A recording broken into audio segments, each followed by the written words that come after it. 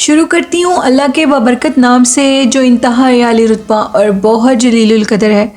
सब तारीफ़ें मेरे रब्बुल इज़्ज़त के लिए हैं। स्केरी उर्दू टेल्स के सभी मोअज़्ज़ज़ नाज़रीन को मैं अपने चैनल में वेलकम करती हूँ और शुरू करते हैं आज की खौफनाक कहानी है। ये खौफनाक कहानी नुमान ने शेयर की है। नुमान कहते हैं, मैं आपके साथ एक कहानी शेयर करना चाहता हूँ, एक सच्चा खौफनाक वाक़या। मैं अटक में रहता हूँ और मेरी जो काम है वो ये है कि मेरी एक शॉप है और वहाँ पर स्पेयर पार्ट्स के मैंने चीज़ें रखी हुई हैं और मुझे अक्सर रात को शॉप बंद करने में मैं देर हो जाती है। मेरी शॉप के साथ ही एक और दोस्त की भी शॉप है और हम लोग इकट्ठे ही घर जाते हैं। हम लोग एक ही मोहल्ले में रहते हैं। एक दफ़ा हम दोस्तों का ये प्लान बना कि हम लोग कहीं बाहर घूमने फिरने के लिए जाते हैं। तो हमने ये सोचा कि हम दो ही दोस्त हैं और हमने ये कहा कि हम लोग कहीं पहाड़ी सिलसिलों की तरफ जाते हैं। हमने अब ये प्लान ही किया था और हमने एक जगह मुंतखब की जहाँ पर बहुत ज़्यादा पहाड़ थे और उन पहाड़ी सिलसिलों की तरफ हमने जाने का पूरा प्लान बना लिया। हम दोनों दोस्तों ने घर वालों से अपने पसंद की कुछ चीज़ें बनवाई और वो बनवाने के बाद सारा कुछ पैक वगैरह किया और 2 दिन की घर वालों से छुट्टी ली और चले गए। हम लोग गाड़ी पर नहीं गए थे। हम लोगों का ये प्लान था कि हम लोग मोटरसाइकिल पर जाएंगे और सारा रास्ता एंजॉय करते जाएंगे। नुमान कहते हैं, मेरा दोस्त अरशद जो कि मेरा बेस्ट फ्रेंड है और मेरा स्कूल फ़ेलो भी रहा, मेरा कॉलेज फ़ेलो भी रहा और अब हम लोगों की आगे जो बिज़नेस लाइफ है वो भी इकट्ठी है। मुझे सैंडविच बहुत पसंद थे। मैं चिकन सैंडविच बहुत शौक़ से खाता हूँ। नुमान कहते हैं कि मेरे घर वालों ने मेरे लिए वो बनाए और उसके बाद मैं और अरशद चले गए। अब हुआ कुछ इस तरह कि हम लोग जैसे उस रास्ते की तरफ गए जिसका नाम मैं मेंशन नहीं कर सकता कि बहुत से लोग उस रास्ते की तरफ से गुज़रते हैं। अगर मैं बताऊँगा तो शायद लोग उन रास्तों पर जाना छोड़ दें क्योंकि बहुत से लोगों के बहुत से मामलात उस रास्ते से जुड़े हुए हैं। अटक में रहने वाले लोग बखूबी जानते होंगे कि मैं किस पहाड़ी सिलसिले का जिक्र कर रहा हूँ। हम लोग जैसे ही पहाड़ी सिलसिलों की तरफ पहुँचे तो रास्ता और मौसम दोनों ही बहुत ख़राब थे। उस दिन बहुत शदीद आंधी और तूफ़ान था। हम लोगों ने कहा कि हमसे गलती हुई है, हम लोगों को गाड़ी पे आना चाहिए था। मुझे भूख भी बहुत लग रही थी। पहाड़ी सिलसिले के करीब एक जगह बनी हुई थी जिसको उन्होंने इस तरह की जगह बनाई थी कि कोई मुसाफिर बारिश में उधर रुक सके। हम दोनों ने उस जगह पर बैठने का इरादा किया। मोटरसाइकिल को एक साइड पे रोका और ख़ुद उधर उस छांव के नीचे जाकर बैठ गए। जैसे ही हम लोग उधर नीचे बैठे और मैंने जो सैंडविच बनवाए थे और मैंने वो निकाले और वो खाने लगा। मेरे दोस्त को सैंडविच बिल्कुल नहीं पसंद थे। उसने अपने लिए कुछ और बनवाया हुआ था। मेरा दोस्त वो खाने ही लगा तो अचानक से मेरे दोस्त के कंधे के ऊपर उसको एक हाथ महसूस हुआ। हमने पीछे से पलट के देखा तो एक औरत थी, एक बूढ़ी ज़ईफ़ औरत जिसके सर के ऊपर एक सुर्ख रंग का दुपट्टा था। वो औरत ये कहने लगी कि तुम दोनों मुसाफिर लगते हो और तुम दोनों मौसम की ख़राबी की वजह से इधर रुक गए हो। मैं तुम्हें ये बताना चाहती हूँ कि ये जगह मेरा घर है। अगर तुम लोगों को बुरा ना लगे तो थोड़ी देर के बाद इधर से चले जाना। हम लोग काफ़ी हैरान हुए और ये कहने लगे कि इतनी सुनसान जगह पर और यहाँ पर कोई मतलब एक छोटे से बेंच के अलावा इधर बैठने की कोई जगह नहीं है, इधर सोने की कोई जगह नहीं है, आपका इधर कोई सामान नहीं है, तो आप इधर रात कैसे रहती हैं। उन्होंने कहा कि तुम इस चीज़ को छोड़ो और अपना काम करो और उसके बाद इधर से चले जाओ।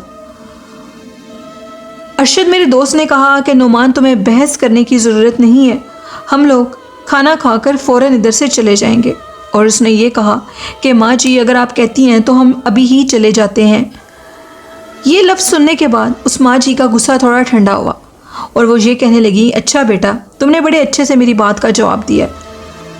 तुम इधर रुक सकते हो, जब तक तूफ़ान ख़त्म नहीं होता तुम इधर रुक जाओ, मैं तुम्हें कुछ भी नहीं कहूँगी। अगर चाहते हो कि तुम्हें किसी सेफ जगह पर ले जाएं तो चलो मेरे साथ। इस जगह पर तुम लोग रुक नहीं सकोगे। इस पहाड़ी सिलसिले में बहुत शदीद किस्म के तूफ़ान आते हैं। मैंने कहा, अम्मा जी ठीक है, आप हमें अपने साथ ले जाएं। हम लोगों का मोटरसाइकिल उधर ही रुका हुआ था। हम दोनों अम्मा के पीछे चलने लगे। अम्मा के हाथ में एक लाइट थी और उसके बाद हम अम्मा के पीछे चलने लगे। अम्मा हमें उन्हीं पहाड़ियों के करीब ले गई। जैसे जैसे हम करीब जा रहे थे, हमें अजीबोगरीब बातों की आवाज़ें आ रही थीं, जिसमें मर्द औरत बच्चे सभी शामिल थे। हमने अम्मा से पूछा कि आप हमें कहाँ लेकर जा रही हैं। मेरा दोस्त अब डरने लगा और ये कहने लगा कि शायद हम कहीं फंस ना जाएं, कोई और बात ना हो, अम्मा कहीं हमें अगवा ना कर ले। मैंने कहा, ये बूढ़ी अम्मा तुम्हें क्या अगवा करेगी, ये तो खुद चल भी नहीं सकती। अम्मा ने पीछे से कहा, खामोश रहो, बोलना मत, जहाँ लेकर जा रही हूँ चलते जाओ और उधर जाकर किसी से कोई भी सवाल जवाब मत करना, खामोश रहना। तुम दोनों 2 रात की प्लानिंग करके आए थे इन्हीं पहाड़ी सिलसिलों में रहने के लिए। तुम लोग बेसरो सामान हो। तुम लोगों को अगर इधर रहना है तो मेरे साथ रह लो, 2 दिन के बाद तुम लोग इधर से जा सकते हो। लेकिन जिस जगह तुम्हें लेकर जाऊंगी वहाँ पर किसी से भी कोई सवाल जवाब मत करना। वो तुम्हें बुलाएं तो उनकी बात का जवाब दे देना, वरना उनसे कोई सवाल ना करना। हम दोनों काफ़ी हैरान थे। मैं, अरशद, हम दोनों उधर पहुँच गए। जैसे हम उन पहाड़ियों के करीब गए तो अंदर एक बहुत बड़ी गार थी। दूर से हमें उस गार के अंदर सुर्ख आंखें चमकती हुई नज़र आ रही थीं। हम दोनों बुरे तरीके से डर चुके थे। अम्मा ने कहा कि वापस नहीं पलटना, मेरे साथ चलो। हम उस बूढ़ी अम्मा के साथ चलते हुए जा रहे थे। बूढ़ी अम्मा हमें उस घर तक ले गई, उस गार तक ले गई, जहाँ अंदर काफ़ी लोगों की बातों की आवाज़ें थीं, जहाँ पर ढेर सारी आंखें चमक रही थीं, किसी चमगादड़ की तरह सुर्ख आंखें चमक रही थीं। हम जैसे उस गार के अंदर गए तो वहाँ पर एक दुनिया आबाद थी। लोग अपने काम कर रहे थे, मर्द औरतें सभी अपने कामों में मसरूफ़ थे। अम्मा ने कहा कि खामोशी से इधर बैठ जाओ और ये रात इधर ही गुजारो। जैसे हम उस गार के अंदर गए तो हम बाहर की दुनिया से बेखबर हो चुके थे। हमें कुछ पता नहीं था कि बाहर क्या हो रहा है। अम्मा ने हमें खाने के लिए और भी खाने दिए, हमें ओढ़ने के लिए कंबल दिया। सर्दी बहुत शदीद थी और अम्मा ने कहा कि ये जगह तुम दोनों के लिए ठीक है, इधर से हिलना मत। और मैंने जैसे समझाया है किसी से बात नहीं करनी, तो तुम लोगों ने खुद से किसी से बात नहीं करनी। इस कंबल को ओढ़ो और सो जाओ। अम्मा ने जैसे हमें वो मखमल का कंबल दिया जो कि इतना नर्म था, जिसको देख के हम लोग हैरान हो गए थे। हम लोगों ने वो कंबल ऊपर ओढ़ा तो हमें कुछ होश ही नहीं रही। जब हमारी आंख खुली तो सुबह हो चुकी थी और मोबाइल से जब डेट देखी तो 3 दिन गुजर चुके थे। 3 दिनों से हम लोग सो रहे थे, हमें कुछ होश नहीं थी। आंख खुलने पर ना तो वो कंबल हमारे पास था, ना ही हम किसी गार में थे, बल्कि हम एक खाली मैदान में थे और उस खाली मैदान के अंदर हम ज़मीन के ऊपर लेटे हुए थे। हम दोनों दोस्त इधर उधर भागने लगे, हमें कुछ होश नहीं थी। हम लोग तलाश कर रहे थे कि हमारा मोटरसाइकिल किधर गया, हमारा सामान किधर गया, जो खाने वाला हम साथ लाए थे। बहुत दूर भागने के बाद हमें वो ढाबा नज़र आया जिसके नीचे हमारा मोटरसाइकिल खड़ा था। हम जैसे ही उस ढाबे के करीब गए तो करीब से कुछ लोग गुजर रहे थे और वो ये कह रहे थे, खैरियत तो है, तुम दोनों इधर क्या कर रहे हो। अब हम लोगों ने कहा कि हमें कुछ पता नहीं है, हम लोग तो 3 दिन के बाद इधर आए हैं और शुक्र है कि हम लोगों का मोटरसाइकिल भी इधर ही खड़ा है। उन्होंने कहा कि तुम लोग पहले ये बताओ कि इस ढाबे के नीचे तुम लोग कर क्या रहे हो। इस ढाबे के नीचे एक बूढ़ी अम्मा का बसेरा है। हम काफ़ी हैरान हुए और ये कहने लगे कि बूढ़ी अम्मा का बसेरा मतलब इसका क्या हुआ। तो उन्होंने कहा इसका मतलब ये है कि एक बूढ़ी जिन्नी का बसेरा है। वो बूढ़ी जिन्नी इस ढाबे के नीचे रहती है, जो भी इस ढाबे के नीचे आता है वो उसको अपने साथ ले जाती है और फिर वो लोग उसकी दुनिया में चले जाते हैं और कुछ दिनों के बाद वो वापस आ जाते हैं। बूढ़ी अम्मा किसी को भी इस ढाबे के नीचे रहने नहीं देती। हमें ये बात खासी अजीब लगी और हमने ये कहा कि हमारे साथ भी यही वाक़या पेश आया है। मौसम ख़राब होने की वजह से हम दोनों दोस्तों को जब ये एक सायेदार जगह नज़र आई तो हम लोग इधर छाँव में आकर बैठ गए। हम लोग पहाड़ी रास्ते में पिकनिक करने के लिए आए थे, लेकिन जैसे ही मौसम ख़राब हुआ तो उस ढाबे के नीचे बैठ के हमें नहीं पता था कि पीछे से एक बुज़ुर्ग औरत आएगी और उसने हमें कहा कि जल्दी से खाना खाओ और इधर से चले जाओ। हमने कहा कि अगर आप कहती हैं तो हम अभी चले जाते हैं। तो वो अम्मा हमें अपने साथ उन दूर पहाड़ियों में ले गई। जैसे हम उन दूर पहाड़ियों में गए तो उधर कई आंखें चमकती हुई नज़र आ रही थी। हम लोग डर गए। तो मेरे दोस्त ने कहा कि डरने की ज़रूरत नहीं है, हमें अंदर जाना चाहिए। जैसे ही हम अंदर गए तो अंदर बहुत से लोग थे। अम्मा ने कहा कि रात गुजारनी है तो ये कंबल ओढ़ो और सो जाओ, लेकिन किसी से मुखातिब मत होना। उन लोगों ने कहा कि 2 दिन से इधर शदीद बारिश और तूफ़ान है और आज मौसम कुछ ठीक हुआ है।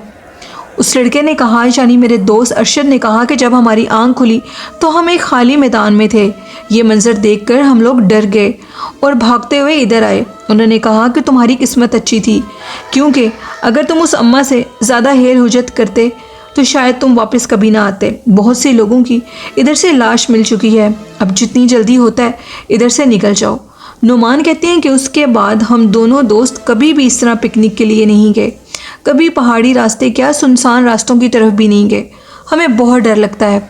जब भी हमारा दिल चाहे कि हम दोनों अकेले एक दूसरे के साथ टाइम स्पेंड करें तो हम दोनों अपनी ही शॉप पर बैठ के बातें करते हैं और काफ़ी लेट नाइट तक बैठे रहते हैं, लेकिन दोबारा ऐसी हरकत कभी नहीं की। ये कहानी थी नोमान की, जो कि उन्होंने अटक से शेयर की। बहुत शुक्रिया नोमान अपनी स्टोरी शेयर करने के लिए। तो ये थी आज की खौफनाक कहानी लिसनर्स। बहुत से लोगों के कुछ मैसेजेस थे, उन्होंने मेल्स की थी जिसमें उन्होंने कहा था कि हम लोगों के घर में दरख्त है और ये दरख्त काटने से हमारे ऊपर बहुत मुश्किलें आई, परेशानियाँ आई। तो मैं उन सब लोगों को ये कहना चाहती हूँ कि अपने घरों में लगे दरख्तों को कभी ना काटें, क्योंकि उधर भी अल्लाह की मखलूक रहती है, उनके घर होते हैं मुकम्मल। हमें तो वो एक दरख्त लगता है लेकिन वहाँ पर उनकी पूरी ज़िंदगी होती है। तो ऐसी गलती ना करें, ये गलती आपको बहुत बड़े नुकसान तक लेकर जा सकती है, मौत के मुंह में भी लेकर जा सकती है। ये कुछ लोगों की मेल्स थी जो मैंने आप तक बताई। ये थी आज की खौफनाक कहानियाँ, और इन स्टोरी से आप लोग सबक सीखा करें और कभी भी इस तरह के काम ना किया करें जो कि आपके लिए मुसीबत का सबब बने। हज़ूर नबी करीम सल्लल्लाहु अलैहि वसल्लम पर दुरूद व सलाम अपनी ज़िंदगी का ख़ास हिस्सा बनाएं, उनसे मोहब्बत करें, उनके सच्चे ग़ुलाम बन जाए और कुरान पाक और नमाज़ पढ़ें इसी तरह जैसे दुरूद शरीफ रोज़ पढ़ते हैं। वालिदैन से मोहब्बत करें, उनसे प्यार करें। मेरे इस चैनल को सपोर्ट करें और चैनल को सब्सक्राइब करें। इसी के साथ मुझे दुआओं में याद रखिएगा, अपना और अपने वालिदैन का ख्याल रखिएगा। अल्लाह हाफ़िज़, अल्लाह निगहबान।